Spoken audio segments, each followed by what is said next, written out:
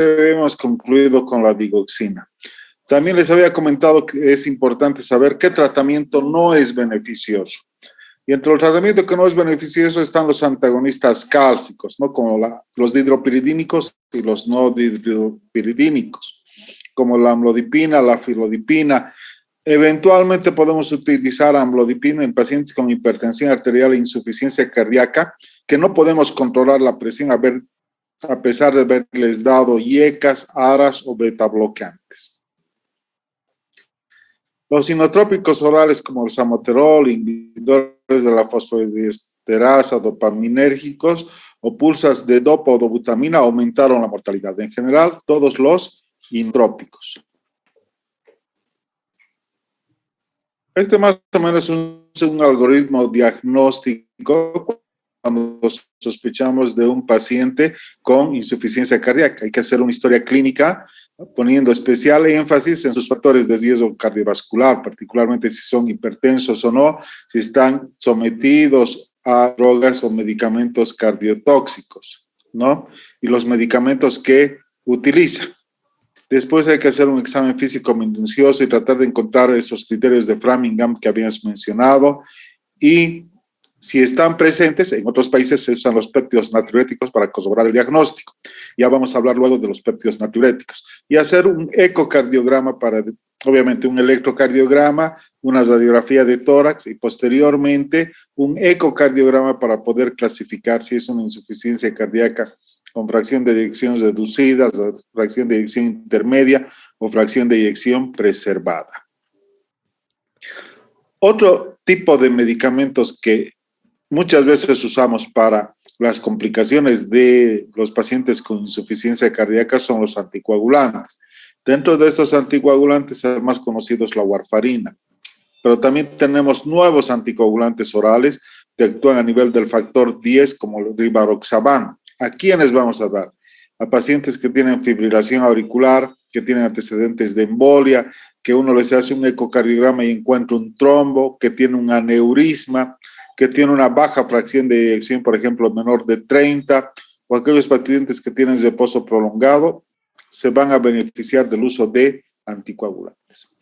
Otro grupo de medicamentos son los antiarrítmicos, y dentro de los antiarrítmicos el más conocido y el más económico de nuestro médico es la amiodarona. Entonces han habido algunos estudios con amiodarona como el Jessica, en pacientes con insuficiencia cardíaca severa y arritmias complejas y que le dieron amiodarona.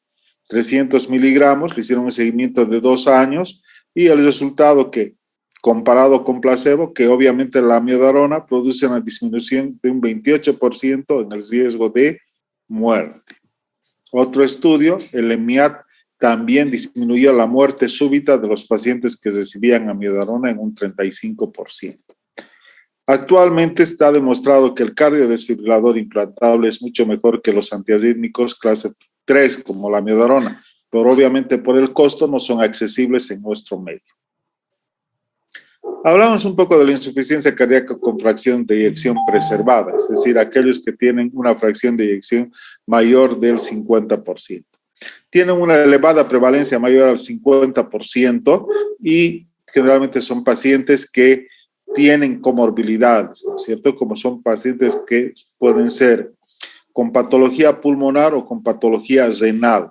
Muchos de ellos tienen un infradiagnóstico. Entonces, en la insuficiencia cardíaca con fracción de eyección preservada está asociada más a la edad, principalmente a la enfermedad pulmonar obstructiva crónica, a la insuficiencia renal. Y todos estos van a producir una disminución de la compliance del ventrículo izquierdo. La anemia también implican peor pronóstico. Entonces, estas comorbilidades nos llevan a inflamación, a fibrosis y obviamente mortalidad. Y lastimosamente, los medicamentos que utilizamos para la insuficiencia cardíaca con fracción de eyección reducida que mejoran la sobrevida no tienen el mismo resultado en pacientes con insuficiencia cardíaca con fracción de eyección preservada. Conclusiones, entonces. La insuficiencia cardíaca con fracción de eyección preservada es el tipo de insuficiencia cardíaca más frecuente. El diagnóstico es mucho más difícil y generalmente requerimos hacerles a todos un ecocardiograma de forma estándar. El pronóstico es similar a los que tienen insuficiencia cardíaca con fracción reducida y el tratamiento es sobre todo sintomático. Si tiene edemas, habrá que darle diuréticos, si está hipertenso, habrá que darle vasodilatadores, ¿no? Eventualmente la espironolactona y no se observa una real disminución de la mortalidad con este grupo de medicamentos. Hay que controlar otros factores de riesgo como el peso, el consumo de sal, deben hacer ejercicio físico, etcétera. Modificaciones del estilo de vida que sí pueden ser un tratamiento coadyuvante. Dentro del manejo de la insuficiencia cardíaca habíamos mencionado que podían ser las modificaciones del estilo de vida, como la dieta hiposódica, el tratamiento farmacológico y el tercer ítem era el tratamiento eléctrico y es al que nos vamos a referir ahora.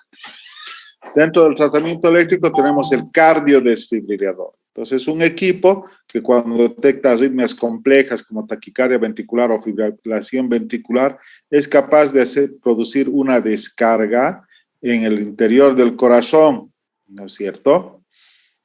Y sacar al paciente de ese estado. Este es el cardiodesfibrilador que está colocado a nivel del corazón. Acá a la izquierda están viendo que el paciente tiene una taquicardia ventricular. Se produce un choque eléctrico porque este equipo ha sido capaz de detectar esta arritmia y el paciente sale en ritmo sinusal. Recomendaciones, básicamente vamos a leer la clase 1. Se recomienda el cardiodesfibrilador para pacientes con arritmias ventriculares que causan inestabilidad hemodinámica, pero que el paciente tiene esperanza de vida de por lo menos un año. En muchos países, pacientes que tienen infartos de corazón grandes, ya automáticamente se les coloca un cardiodesfibrilador. Otro dispositivo eléctrico es el resincronizador, ¿no es cierto? Que se colocan electrodos auriculares o un electrodo ventricular izquierdo y un electrodo ventricular derecho. Y lo que hace, como su nombre dice, es crear una sincronía entre la contracción auricular y la contracción ventricular. Eso mejora el gasto cardíaco. Obviamente son equipos muy caros, deben estar por los $25,000 fácilmente. Pero tiene sus indicaciones específicas. Pacientes con baja fracción de eyección menor de 35, que tienen bloqueo de rama izquierda y que tienen un QRS mayor a de 130 milisegundos, a estos pacientes sí hay que colocarles un resincronizador, siempre y cuando estemos con tratamiento estándar que hemos visto y que el paciente no responde. Lo que se ha visto es que disminuyen la mortalidad, disminuye los ingresos por insuficiencia cardíaca, existe una mejoría clínica y una mejoría de la fracción de eyección. Hablamos un poco de insuficiencia cardíaca aguda, por ejemplo, un infarto agudo de miocardio extenso, ¿cierto? Y esta es un cuadrito muy interesante, ¿no? Donde los divide en 4, de acuerdo a la presión capilar pulmonar y al índice cardíaco. Es decir, un paciente normal va a estar lo que se llama caliente y seco, ¿no? Un paciente con insuficiencia cardíaca o una disfunción sistólica va a estar caliente y húmedo, es decir, puede tener por aumento de la presión capilar pulmonar elevada y un índice cardíaco normal, podemos tener ese paciente que tiene estertores crepitantes, tercer ruido, edema, entonces un paciente caliente y húmedo porque tiene buena presión y tiene buena perfusión porque tiene un índice cardíaco normal o un gasto cardíaco normal. El paciente puede estar frío y húmedo cuando la presión capilar pulmonar está elevada y el índice cardíaco, que normalmente es de 2 puntos, choque cardiogénico, que está hipotenso, sudoroso. También el paciente puede estar en otro grupo el paciente está frío y seco. La presión capilar pulmonar es baja y el índice cardíaco o normal está reducido. Este es un paciente, por ejemplo, en choque hipovolémico. ¿no? Entonces, este paciente frío y húmedo se va a beneficiar de drogas inotrópicas y de vasodilatadores. El paciente caliente y húmedo se va a beneficiar de diuréticos y de vasodilatadores, ¿sí? Este es un algoritmo en base a esto que les he comentado, que no lo vamos a describir, ¿no? Pero sí, dentro de la insuficiencia cardíaca aguda, generalmente son pacientes que requieren estar en una unidad coronaria, en una terapia intensiva, y generalmente son pacientes hipotensos, ¿no? Que necesitamos elevarles la presión arterial, entonces necesitamos drogas inotrópicas. Entre las drogas inotrópicas tenemos la dopamina, la norepinefrina, la dobutamina, la milrinona, que usamos en insuficiencia cardíaca con choque cardiogénico. Pero a la larga, los efectos sobre la mortalidad es que aumentan la mortalidad. Es por ello que su uso es limitado los primeros días o las primeras horas. Obviamente son manejados en las terapias. Otros dispositivos de asistencia que no tenemos acá se llaman ECMO, ¿no es cierto? Que son ya invasivos, que hacen como una especie de cortocircuito para la circulación tanto venosa como arterial a través de un dispositivo. Obviamente, es una situación que vamos a usar algunas horas o días hasta que se pueda compensar el paciente o se pueda realizar, si es un problema de una válvula o de una que se ha roto, etcétera, hasta que se pueda realizar una cirugía. ECMO.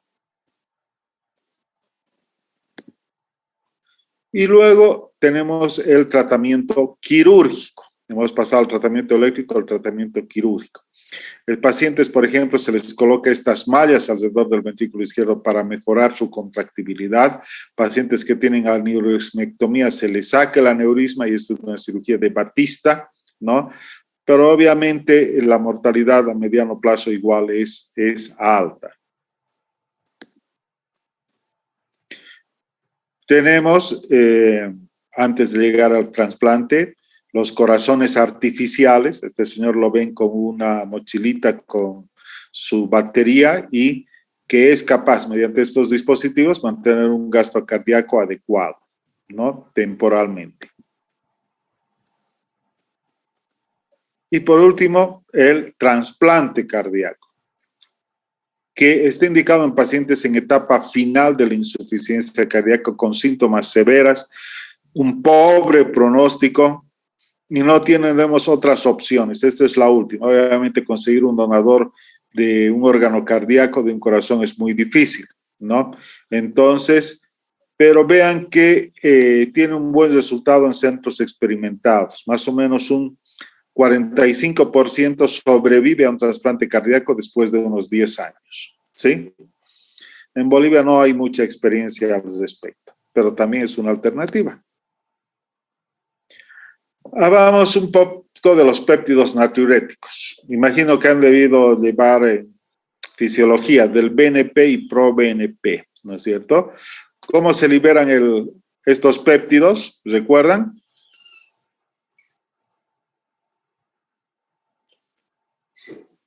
Por la distensión auricular, doctor. Por la distensión auricular y ventricular, que generalmente se genera en los procesos de insuficiencia cardíaca. Y aquí tenemos los péptidos natriuréticos, el ANP, BNP, CNP, urodilatin, pero los que más utilizamos son el ANP y el BNP. Estos son los péptidos natriuréticos que se liberan por distensión de la aurícula o del ventrículo, ¿no? La ANP se origina en las aurículas por distensión auricular, que es su estímulo, y el BNP del miocardio ventricular y el CNP del endotelio. El BNP por sobrecarga ventricular. Entonces, este tipo de exámenes de laboratorio son útiles cuando llega un paciente con disnea, por ejemplo, a la guardia. No sabemos si su disnea es de origen cardíaco o de origen pulmonar. Entonces, podemos pedirles un BNP y ahí, si está elevado, podemos decir. Y también es muy útil para el pronóstico del paciente. No, en otros países les hacen en forma rutinaria, pero acá un tiempo había, pero actualmente creo que no hay en ningún laboratorio donde hagan BNP. Son valores normales, que no vamos a entrar a eso. Entonces, están indicados para el diagnóstico de insuficiencia cardíaca aguda. Para esto es importante, para la estratificación de riesgo y pronóstico. Le damos un tratamiento a un paciente y le vamos haciendo BNP seriados y vamos a ver si es que va disminuyendo, quiere decir que nuestra terapéutica es adecuada, ¿no?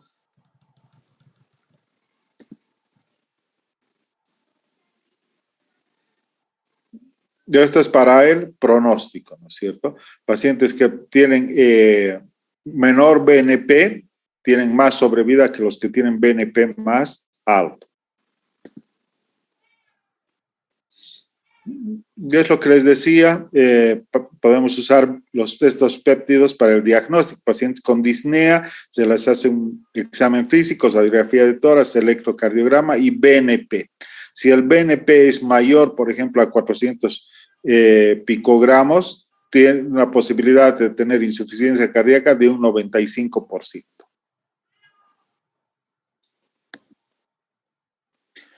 Bueno, últimamente se han realizado algunos estudios muy interesantes con nuevos medicamentos para la insuficiencia cardíaca, y este fue publicado hace un tiempo sobre el uso de los inhibidores de la neprilicina.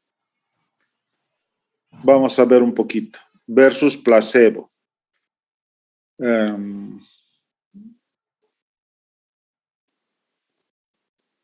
Existen péptidos vasoactivos, ¿no? Como el péptido natriurético, la adrenomodulina, la bradiquinina, la sustancia P, la calcitonina y otros péptidos que la neprilicina puede producir metabolitos inactivos. Estos péptidos lo que hacen es activan el sistema neurohormonal, aumentan el tono vascular, aumentan la hipertrofia, la fibrosis cardíaca y la retención de sodio, es decir, tiene un efecto negativo en la insuficiencia cardíaca por estos efectos, ¿no?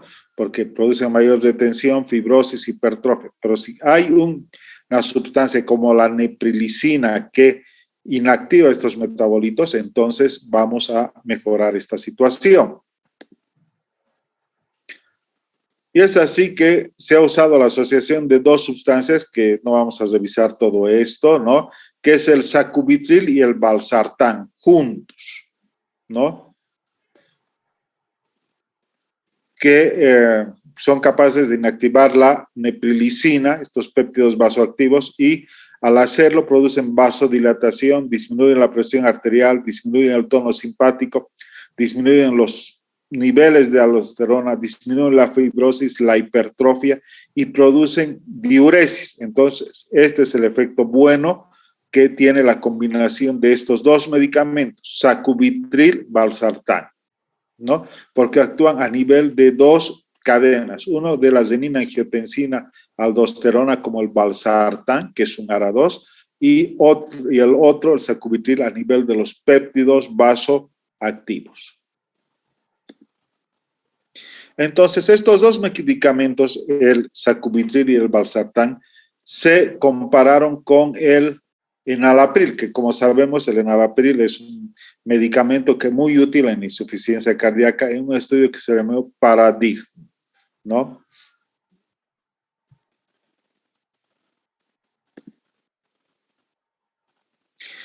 Y en resumen, se vio que la combinación de este valsartán más sacubitril disminuía el riesgo de muerte, de hospitalización por insuficiencia cardíaca, disminuye el riesgo de muerte cardíaca, disminuye el riesgo de hospitalización por insuficiencia cardíaca en un 21%. Y mejoraba los síntomas y las limitaciones físicas, es decir, mejoraba su clase funcional, disminuía la mortalidad. Entonces, este medicamento fue mejor tolerado que el enalapril, porque tenía menos opción de tos, de hiperpotasemia. Este medicamento ya se encuentra en los otros países y se llama Entresto. ¿no? Yo creo que pronto va a llegar a Bolivia. Y en resumen, los ARA disminuyen la mortalidad en un 15%, los IECAS un poquito más de un 15%, pero esta combinación de estos medicamentos, un 20% más de lo que decían los IECAS y los ARAs, o sea, es un excelente medicamento. Para que ya dentro de poco, cuando escuchen sobre esta combinación de sacubitril-valsartán, sepan que es muy útil para la insuficiencia cardíaca. Otros medicamentos son la ibabradina, que también ya tenemos en el mercado. Es un inhibidor del nódulo sinusal, disminuye la frecuencia cardíaca, pero el paciente tiene que estar en ritmo sinusal, ¿no? Disminuye el reingreso por insuficiencia cardíaca, pero no tiene gran efecto sobre la mortalidad. La digoxina ya hemos hablado, así que no vamos a volver a hablar. Nuevamente, la ibabradina adapta la frecuencia cardíaca y mejora la oferta de oxígeno. Es decir, muchos pacientes de estos ya estaban con betabloqueantes que sabemos que disminuyen la frecuencia cardíaca. Pero si le agregamos ibabradina más, podemos conseguir en aquellos pacientes una mejor respuesta. Pero hay que tener mucho cuidado con la frecuencia cardíaca. No vaya a ser que produzcamos bradicardia sintomática. Otro es el levosimedan, solo les doy el nombre para que recuerden, ¿no? Que potencia la sensibilidad del calcio, ¿no es cierto? Y también se usa, pero no tanto en la insuficiencia cardíaca. La nesiritida también es otro medicamento que está en investigación, ¿no? Es un péptido natriurético tipo B humano que produce vasodilatación y mejora los síntomas congestivos. Este medicamento y el levosimedan no hay en Bolivia, pero por si escuchan hablar, entonces ya saben que se utiliza en la insuficiencia cardíaca. Nesiritida lo que hace, aumenta la diuresis, disminuye la precarga, disminuye la presión capilar pulmonar, disminuye la postcarga, disminuye la disnea. Pero el que está más comprobado es, como les había mencionado, el uso del valsartán más el sacubitril. Existe últimamente en el Congreso del año anterior, se ha hablado mucho de unos medicamentos que son las glifosinas. ¿Han escuchado hablar de las glifosinas, chicos?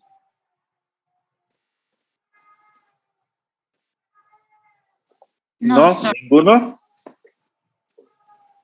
Bueno, inicialmente se utilizó para la diabetes, pero después se vio que tiene un efecto muy importante a nivel cardíaco y actualmente existen algunos trabajos que se está usando para la insuficiencia cardíaca. Esto es lo nuevo, digamos, respecto a insuficiencia cardíaca, ¿no? Y seguramente se van a seguir estudiando. Dentro de esto tenemos la dapaglifosina.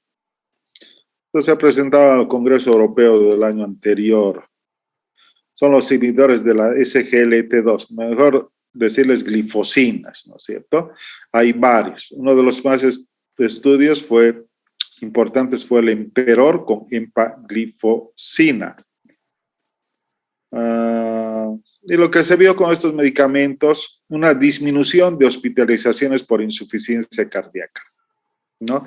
Es decir, para ahí se les da para la diabetes, pero pacientes diabéticos sin insuficiencia cardíaca se comparó y les iba muy, muy bien con estos medicamentos. Bueno, para los que les gusta farmacología, es un cotransportador 2-sodio-glucosa, se usa en la diabetes tipo 2, esa ha sido su indicación inicial, ¿no? Sobre todo en pacientes que no pueden usar metformina, se combina otros diabéticos orales o a insulina. Y bueno, estos son los resultados de este estudio de este Emperor, donde sí se vio que mejoraba el filtrado glomerular, ¿no es cierto?, que disminuía las hospitalizaciones, que mejoraba los síntomas, que disminuía el NP y ProBNP. Bueno, eso es lo nuevo. Entonces hemos recorrido desde el tratamiento convencional hasta de lo que vamos a poder ver en un futuro próximo, ¿sí? Esta ha sido la última clase mía y por ende la última clase sobre insuficiencia cardíaca. algo que no les haya quedado claro o ha sido muy complejo.